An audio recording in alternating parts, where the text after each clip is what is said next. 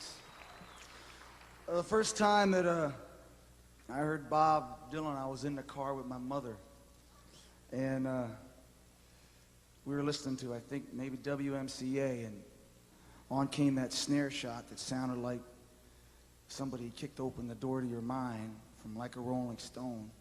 And my mother, she was no stiff with rock and roll. She liked the music, she listened. She sat there for a minute and she looked at me and she said, "That guy can't sing."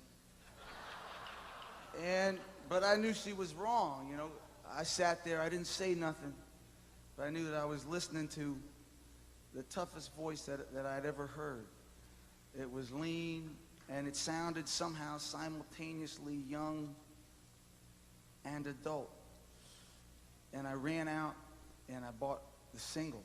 And I came home and I ran home and I put it on the 45.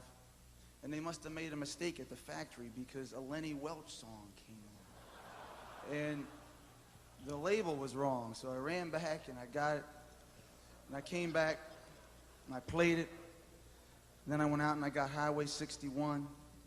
And it was all I played for weeks. Looked at the cover with Bob with that satiny blue jacket and the Triumph motorcycle shirt. And when I was a kid, Bob's voice somehow, it thrilled and scared me.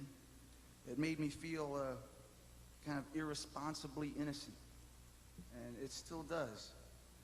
It was, but it reached down and touched what little worldliness I think a 15-year-old kid in high school in New Jersey had in him at the time. Dylan was a revolutionary, man. The way that Elvis freed your body, Bob freed your mind. And he showed us that just because the music, he did.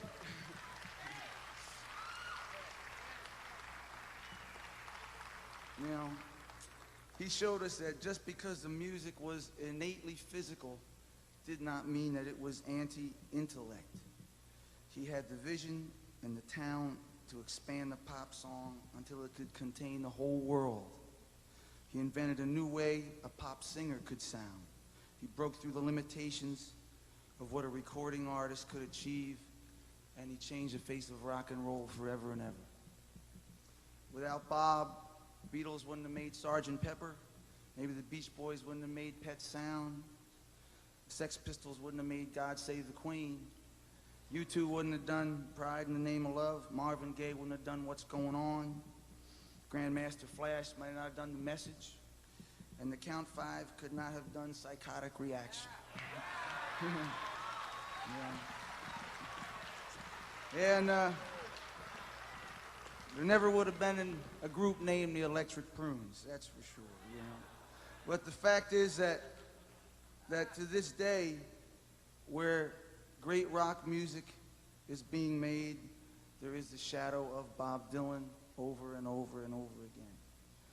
And Bob's own modern work has gone unjustly underappreciated for having to stand in that shadow. If a young songwriter, if there was a young guy out there writing Sweetheart Like You, writing the Empire Burlesque album, writing Every Grain of Sand, they'd be calling him the new Bob Dylan.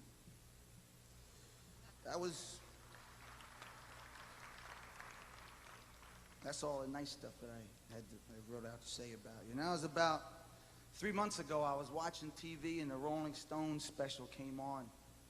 And Bob came on and he was in a real cranky mood, it seemed like. And he was kind of bitching and moaning about how his fans don't know him and nobody knows him.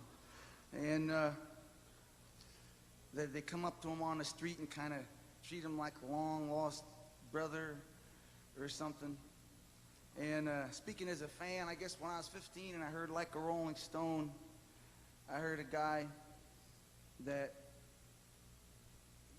like I've never heard before or since, a guy that had the guts to take on the whole world and made me feel like I had him too.